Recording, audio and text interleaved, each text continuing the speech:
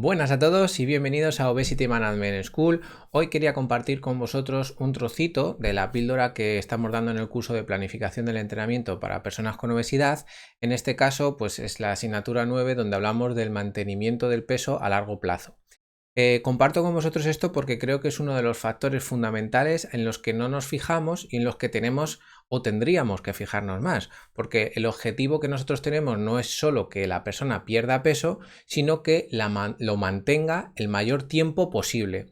Entonces han salido varios artículos ahora pues que son muy interesantes de estudiar, no solo porque simplemente tener conocimiento, sino porque son muy interesantes a la hora de aplicar realmente en el día a día. Simplemente antes de comenzar, pues es muy interesante entender que para el mantenimiento del peso corporal, esto muchas veces se ve como si fuese un muelle donde puede haber más tensión o menos tensión.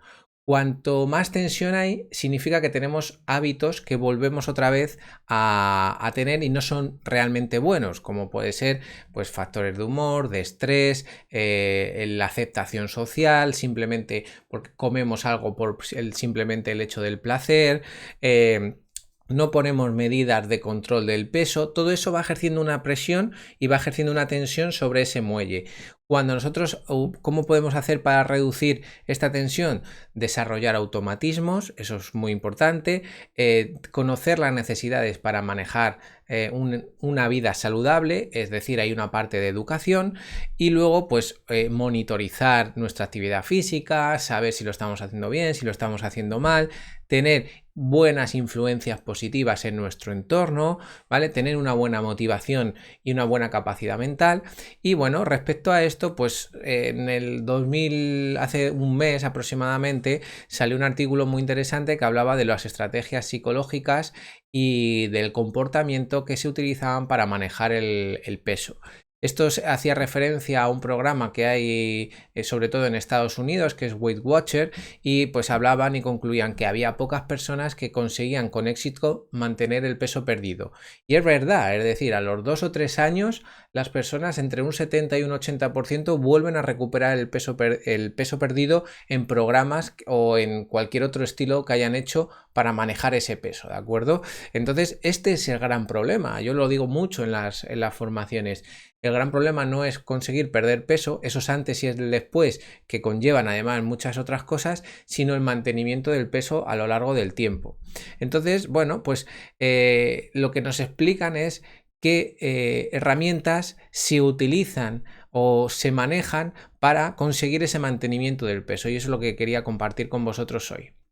Bueno, hay ciertos puntos y ciertos tips que deberían quedarse marcados, y es elecciones dietéticas saludables.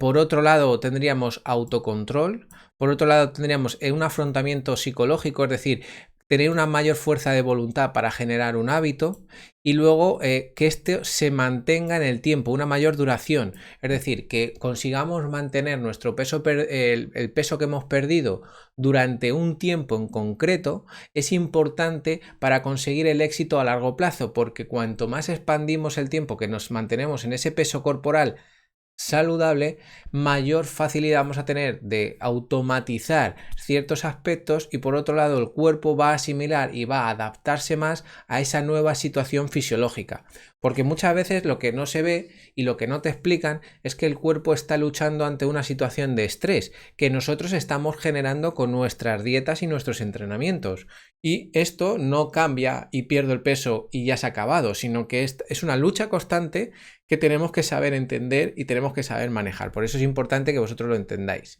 Bien, esto es un gráfico que bueno, pues explica lo mismo, ¿no? Estos son las personas que han conseguido mantener el peso frente a los controles, que son los que han recuperado todo ese peso perdido y lo han mantenido, y lo que vemos es que hay elecciones dietéticas, la capacidad de actividad física, que yo en este caso, fijaros que mi sensación es que cuanto más investigación haya del tema, más importancia se le va a dar a la actividad física y sobre todo al entrenamiento de fuerza.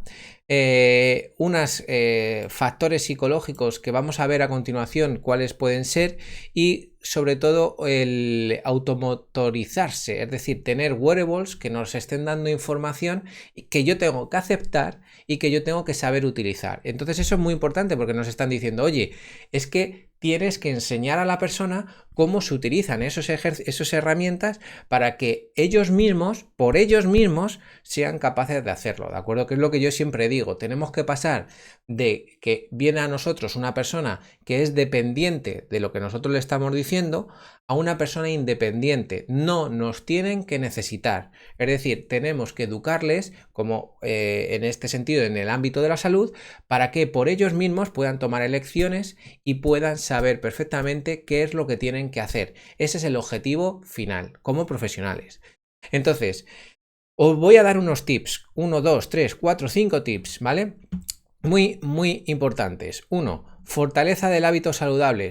Surgió como una característica definitoria de todas aquellas personas que conseguían mantener peso, lo que sugiere que una mayor frecuencia, repetición y automaticidad en las elecciones es fundamental. ¿Qué significa? Que nos tenemos que exponer. Es decir, yo tengo que poder llegar a un restaurante, tener mi carta del menú y poder tomar una decisión adecuada. Me estoy exponiendo a aquellas personas que salen o que empiezan un programa de pérdida de peso y lo que no hacen es o evitan todo lo que hacían anteriormente, también se están confundiendo.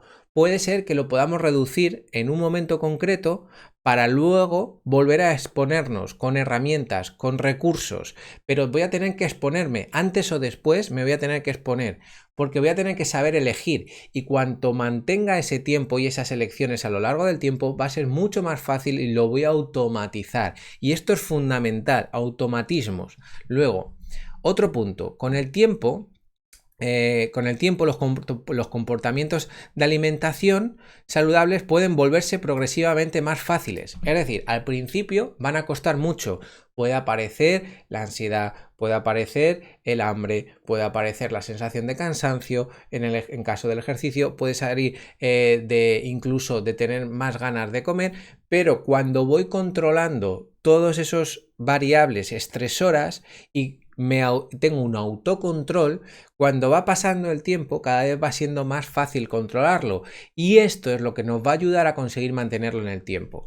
Bien, esto es importante porque no quiero que os engañen.